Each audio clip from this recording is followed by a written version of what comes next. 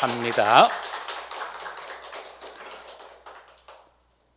최고의 찬양으로 하나님께 영광 돌린 우리 집사님에게 하나님의 무한하신 축복이 임하시기를 바라고요. 오늘 이 시간 우리 모두에게도 주님 오신 이 성탄절의 축복이 우리 심령 속에 차고 넘치기를 바랍니다. 자신에게 그리고 옆에 사람에게 메리 크리스마스. 이건 세상 모든 사람들이 다 해요.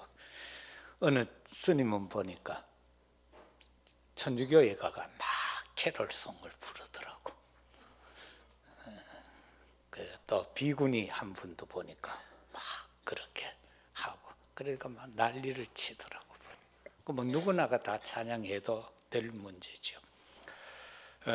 어둠과 캄캄함이 세상과 만민을 가리워 버렸습니다. 소망 없는 세상이 되어졌죠. 많은 젊은이들이 요즘 희망 없다고 그러잖아요. 못 살겠다고 그러죠. 어른도 그러고 아도 그러고 막 교회도 그렇고 불신자도 그렇고 다 못 살겠다라고. 이런 때에 주님은 우리에게 일어나 빛을 발하라. 그게 이사야서 60장 3절이죠. 일어나 빛을 발하라. 하나님의 절대 망대를 세우라는 겁니다. 빛의 망대를 세우고 파수 망대를 세우고 생명의 망대를 세우라. 소리 조금 더 높이세요. 이런 때에 이 일을 위해서 하나님이 친히 육신을 입으시고 이 땅에 오셨습니다. 바로 그 날이 오늘입니다. 마태복음 1장 21절에 보면은 아들을 낳으리니 이름을 예수라 하라. 이는 그가 자기 백성을 그들의 죄에서 구원할 자이다. 23절에서는 보라 처녀가 잉태하여 아들을 낳을 것이요 그의 이름을 임마누엘이라 하라. 이는 번역한즉 하나님이 우리와 함께 계시다 함이라. 이처럼 오늘은 바로 구원을 완성하는 날인데, 성삼위 하나님의 그 하신 일을 보면은 성부 하나님은 창조하셨고, 그리고 하나님을 떠난 인간들로 하여금 다시금 하나님 자녀의 신분과 권세를 회복하게 하는 구원을 계획하셨습니다. 그리고 성자 예수님은 다시 말해서 말씀이 육신이 되어 이 땅에 오신 바로 그 예수 그리스도는 구원을 지금도 이루어가고 성취시키시고 있다라는 겁니다. 오늘 이 시간에도 어디에선가 누군가는 구원의 대열로 서고 있을 것입니다. 그런가 하면은 보혜사 성령은 예수님이 부활하신 이후에 내가 가면은 바로 보혜사를 보내시겠다 그렇게 약속하셨죠. 그 성령이 우리에게 오셔서 지금도 우리와 함께 하시며 우리를 인도하고 계시고 우리를 위하여 역사하십니다.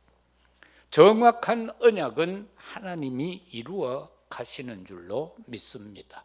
그래서 저와 여러분은 이 영원한 언약 되신 예수 그리스도를 놓치면 안 됩니다.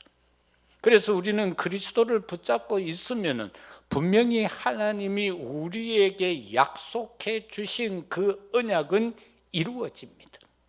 첫 번째는 인간의 영적 문제에 대한 구원을 완성하는 날입니다.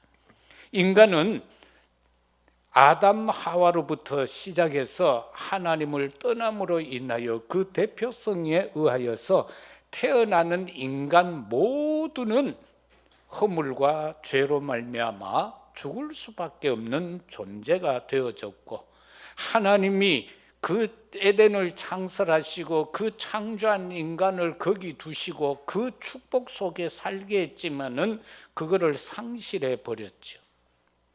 그들을 구원하기 위하여 하나님은 우리에게 약속하셨으니 요한복음 3장 16절로 약속해 주셨습니다.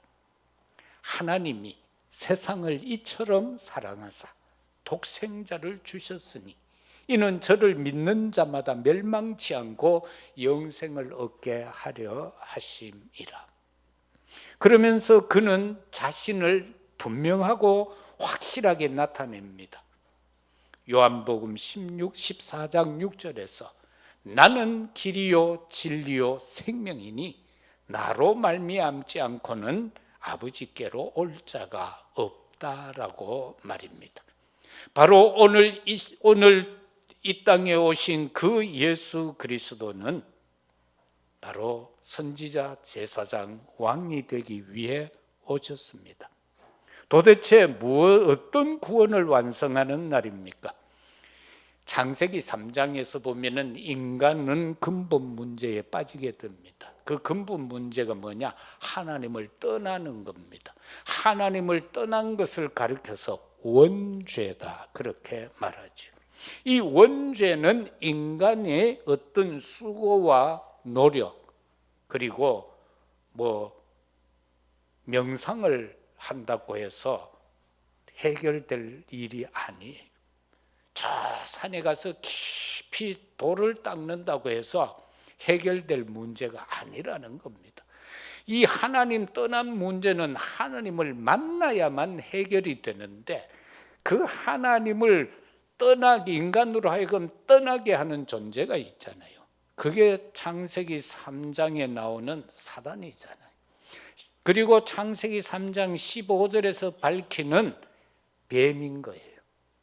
그래서 15절을 통하여서 여자의 후손이 와서 뱀의 머리를 상하게 한다. 완전히 박살낸다는 겁니다. 그 사단이 무릎 꿇어야만 근본 문제가 해결됩니다. 사단에게서부터 벗어나야 된다라는 겁니다. 그래서 거기에서 약속하신 여자의 후손이 오신 날입니다. 그 다음에 인간에게는 어떤 문제가 있는가? 노예의 문제가 있습니다. 이 노예 문제는 왜 왔습니까? 언약을 놓침으로 말미암아 왔습니다. 창세기 15장에 보면은 그 앞부분에서 롯이 소돔 고모라에 가서 살다가 거기에서 포로로 전쟁이 일어나서 포로로 잡혀가는 사건이 나옵니다. 아브라함이 그 소식을 듣고 가병 318명을 이끌고 가서 조카를 구출하죠. 그러니까 고모라 왕, 소돔의 왕이 많은 전리품을 아브라함에게 줍니다. 그때 안 하겠다라고 그러죠. 단지 살렘 왕에게 멜기세덱에게 줄 10의 1조만 달라고 그러죠. 그래서 그것을 그렇게 하고 나는데 그 후에 이제 멜기세덱이 아브라함을 축복합니다.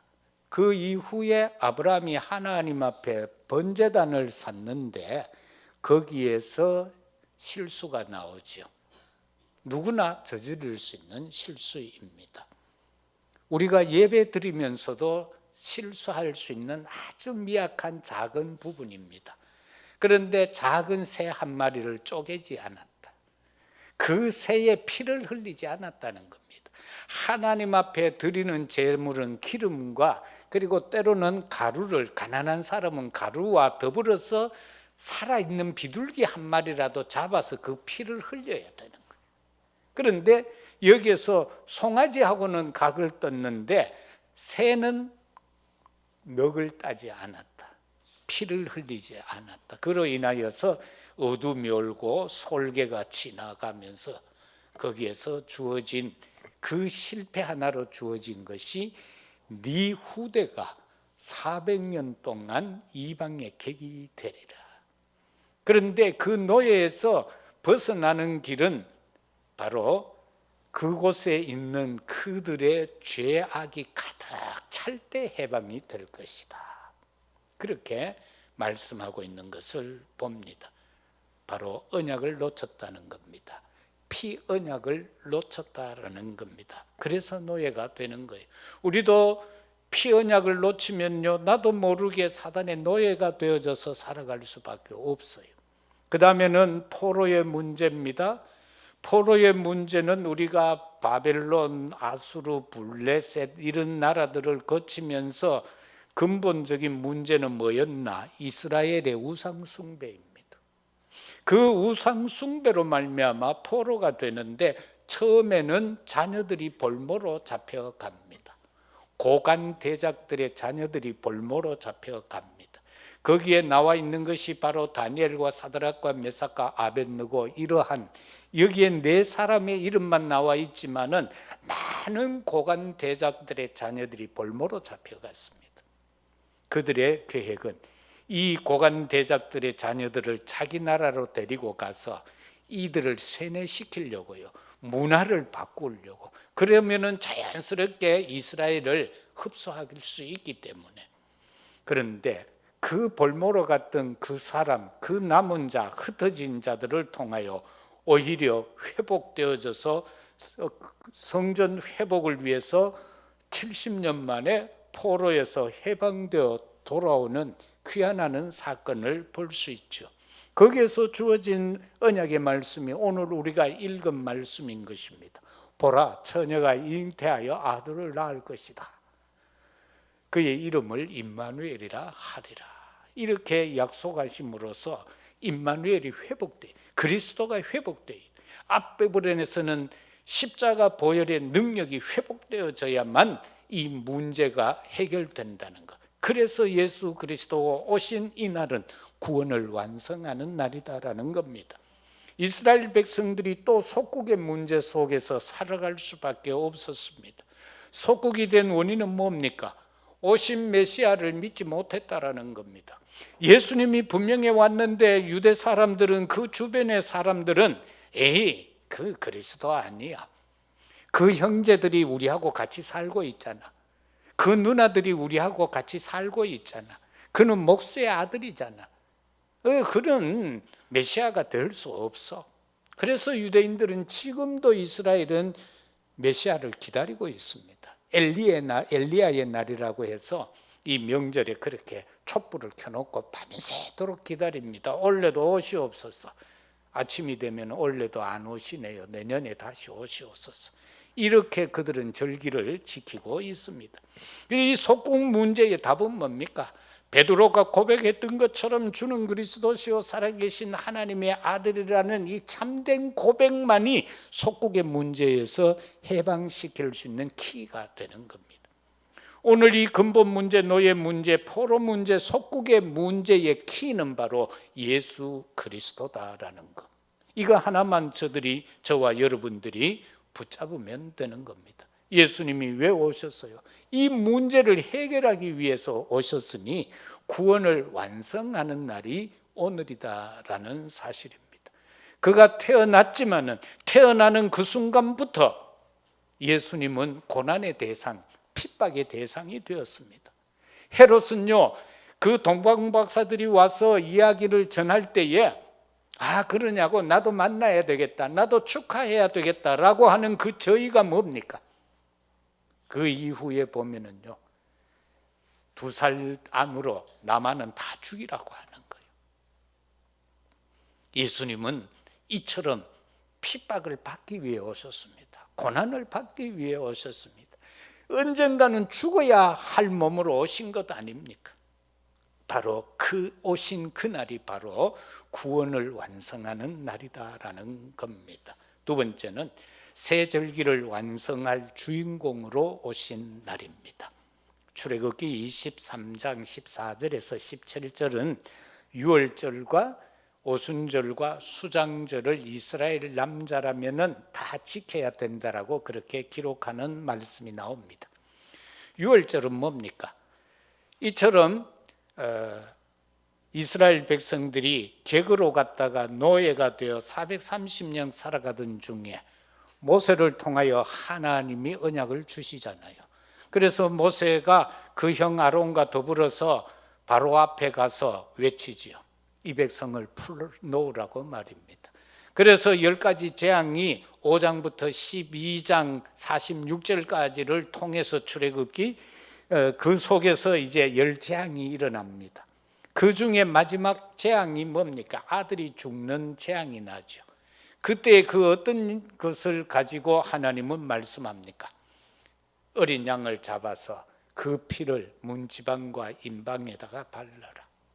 그리고 너희는 그 안에서 모든 짐을 준비해서 떠날 준비를 해라.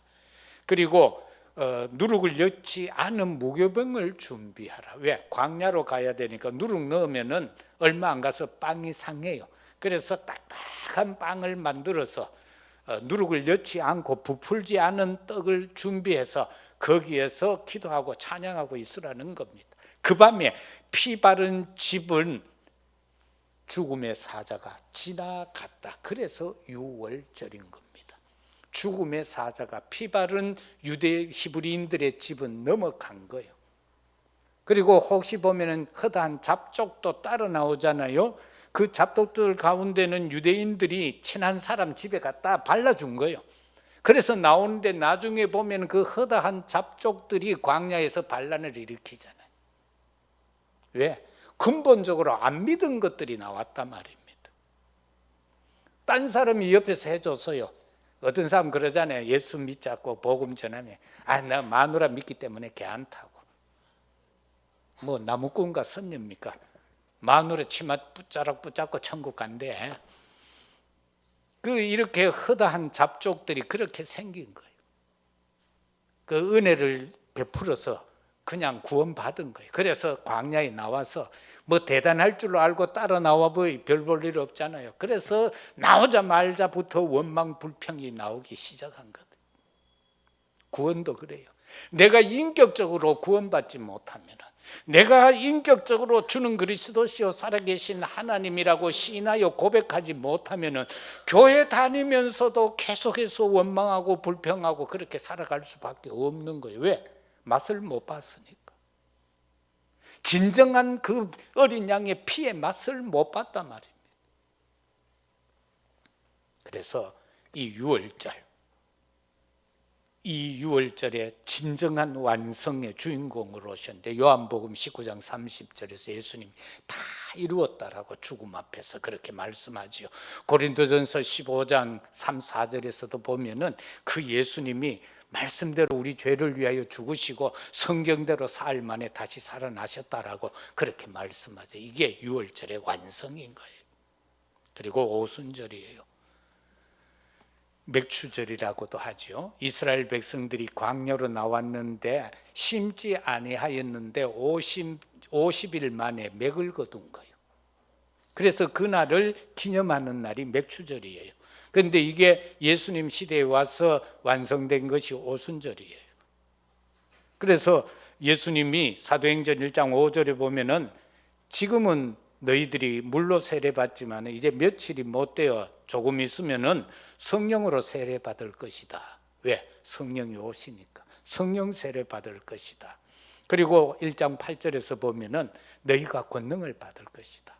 그러면은 땅 끝까지 증인이 되어질 것이다. 그렇게 말씀하면서 성령을 말합니다.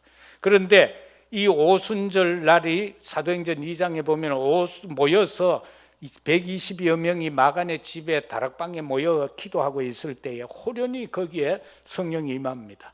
오순절 날이 이미 이르매 바람 같은 불 같은 성령의 역사 속에서 엄청난 생각지도 못한 것들을 체험하게 되는 것을 보게 됩니다. 이것이 바로 오순절인 것입니다. 그리고 수장절은 무엇입니까? 곡식을 거두어서 창고에 드리는 겁니다. 저와 여러분들이 이 땅에서 하나님의 귀하고 아름다운 성령의 열매로 살아가고 있습니다. 우리 각자는요 다 성령의 열매예요. 그래서 그 열매로서 살아가는 중에 우리의 생이 다하여지는 그날 우리가 예수를 믿으면은요 이 단계적으로 성취가 되어져 가요. 가장 중요한 것은 저와 여러분들이 쭉 영접을 하고 믿으면서 순간적으로 쫙 오는 것을 교리적으로는 구원의 서정이라고 그럽니다. 그래서 그 가운데 보면은 우리가 신앙생활하면서 잘못될 때 회개하고 또 말씀 속에서 언약 붙잡고 묵상하면서 기도할 때에 하나님이 점점 우리의 인격도 바꾸어가고 삶도 바꾸어가고 우리의 언어도 바꾸어갑니다. 예수 믿으면요 언어도 바뀌어져요. 막 원망하고 불평하고 시기하고 질투하던 말들이 사라지고 사랑하고 이해하고 포용하고 수용하는 말로 바꾸어져 가요. 그죠? 그래서 이렇게 되어져 가면서 인간 이 세상에 사는 동안에 가장 나중에 이루어지는 게 성화예요. 저와 여러분은 예수 믿고 나면 죽기까지 계속해서 하나님의 나라에 들어갈 수 있도록 준비되어져 가는 거예요. 우리의 여정이 그렇게 되어져 가는 겁니다. 그래서 우리가 잘못하면 회개하고 막 그러잖아요. 그걸 가르쳐서 성화의 단계다 그렇게 말하죠. 그런데 그 성화만으로는 안 돼요. 우리가 딱 죽으면 어떻게 된다고요? 영화의 단계로 들어간다. 흠결 없는 몸으로 하나님 앞에 나라에 간다 그 말씀인 겁니다. 그래서 이 수장절이라는 것은 예수 그리스도를 통해서 그를 믿음으로 말미암아 구원받고 내 생이 다했을 때에 천국 들어가는 그것을 말씀하고 있습니다. 이것을 이루시는 이가 바로 이 주인공이 예수 오늘 탄생하신 바로 예수 그리스도다라는 사실입니다. 세 번째는 성도의 과거와 현재와 미래를 완성하는 날입니다. 이건 무엇을 가지고 우리가 살펴볼 수 있습니까? 예수님 왜 오셨습니까? 참 선지자 제사장 왕이 되기 위해 오셨죠. 그리고 그로 말미암아 우리의 신분과 권세가 영접함으로 회복되어져 가는 것을 말씀하고 있죠. 그것은 우리로 하여금 회복된 자들이 해야 될 일은 뭐냐? 237 나라 5종 종족에 가서 복음 전해서 그들을 살리라는 겁니다. 지금 세상에 많은 사람들은요, 우리가 뭐 굳이 5종 종족이라고 안 할지라도 우리 주변에 있는 사람들만 보아도 예수님 안 믿는 사람들은요, 다 영적 전염병에 걸려 있는 겁니다. 영적 전염병. 이거 막 해결할 수도 없어요. 그리고 여기에 백신을 맞아야 되는데 뭔 백신이 필요하겠어요? 예수 그리스도 백신 맞아야 되는 거예요. 그 그리스도가 아니면은 이 병에서는 고침을 받을 수가 없는 겁니다. 그래서 과거, 현재, 미래를 완성한 이날, 주님 오시는 이날, 도대체 주님이 뭘 완성했습니까? 율법을 완성했습니다. 그 율법이 뭡니까? 율법을 인하여서 사람들은 죄를 깨닫게 돼요. 그 죄를 깨닫게 된 것을 깨달으면은 예수 그리스도를 통해서 해결해야 되는 거예요. 그래서 성령이 내게 역사 안 하면은 죄가 죄인 줄 몰라요. 그래서 많은 사람들이 자꾸 사람들 보고 회개해라 회개해라 하잖아요. 말로 한다고 회개가 됩니까? 성령이 내게 임해야 내가 뭔 잘못을 했는가를 깨닫게 되는 거예요. 성령이 역사해야 내가 회개할 수 있는 단계에 간다 그 말인 거예요. 그래서 율법으로는 우리는 죽은 자잖아요. 하나님을 떠났기 때문에 죽은 자라. 그런데 예수님이 오셔서 마태복음 5장 17, 18절에 보니까 내가 율법을 폐하러 온 줄로 아느냐? 아니다. 나는 율법 완성하러 왔다. 이 세상이 불타 없어지기 전에는 하나님의 말씀 1.1핵도 변함이 없다고 했죠. 그러면서 그 말씀의 주인이 누굽니까? 바로 예수 그리스도인 거예요. 그래서 그걸 완성하러 왔다는 거예요. 그리고 주님은 분명히 말씀하죠. 요한복음 8장 32절에서 진리를 알지니 진리가 너희를 자유케 하리라. 죄에 사로잡혀 있으면은요 자유가 없어요. 자유가 없어요. 그러나 예수 진리 되신 예수 그리스도 안에 있을 때에 자유함을 누리는 거예요. 이게 또 잘못되가 방종으로 가면 안 되는 거예요. 이 항상 우리의 삶 속에는 경계선이요 위험하게 왔다 갔다 합니다. 그래서 내가 자유함을 누릴지라도 방종에 들어가면 안 된다. 자유함은 그리스도 안에서 자유를 누린다라고 하면서 방종으로 들어가서 오히려 죄를 범하면 안 된다 그 말씀인 거예요. 그 다음에는 셋들 회복을 위해 오셨고 금토일 시대 회복 위해 오셨습니다. 셋들이라는 건 뭡니까? 다민족입니다. 이스라엘 사람들은 우리를 지칭해서 이방인이라고 합니다. 너 김이란 이방인이라는 겁니다. 그러나 주님이 보실 때는 그 당시만 해도 우리는 다민족이었던 거예요. 이방인이 아닙니다. 다민족입니다. 여러 지역에 하나님의 언약의 백성인데 다 흩어져 있다는 거죠. 그런데 단지 예수님이 거기에 오셨다는 거죠. 유대국 베들레헴에 오셨다는 거죠. 그걸로 인해서 자기들만 택한 백성이고 딴 모든 사람은 구원 못 받을 자들로 생각하고 있단 말이에요. 유대인들은. 그런데 그게 아니라는 거죠. 우리도 하나님의 형상으로 지음받은 자예요. 그래서 마태복음 21장 12절에서 16절 예루살렘 성전에 들어가서 성전의 의미를 퇴색시키고 인간의 욕심대로 성전을 활용하고 있던 그들의 상을 뒤엎으시고 채찍을 가지고 그들을 쫓아내시면서 예수님이 거기서 막 얼마나 열이 받치가 욕을 다 합니다. 우리도 간혹가다 욕할 수 있는 거는 이런 것 이외에는 욕하면 안 돼요. 예를 들어 애가 아마 진짜 신앙생활 안 할락해 엉뚱한 짓에 그럴 때는 한번 욕해도 돼요. 너무 심하게는 하지 말고 이 새끼 맞을래? 하면서 그래 해야지. 다른 너무 예수님도 보면요 그 성전의 의미를 퇴색시키는 그들을 향하여 화를 내면서 책망하고 있는 모습을 봅니다. 금토일은 뭡니까? 예수님이 부활하셔서 마지막으로 하신 말씀이에요. 네가 나 사랑하느냐? 내 양을 먹이라. 네가 나를 사랑하느냐? 내 양을 치라. 네가 나를 진짜 사랑하느냐? 내 양을 먹이라. 자녀들을 복음 안에서 양육하라 그 말입니다.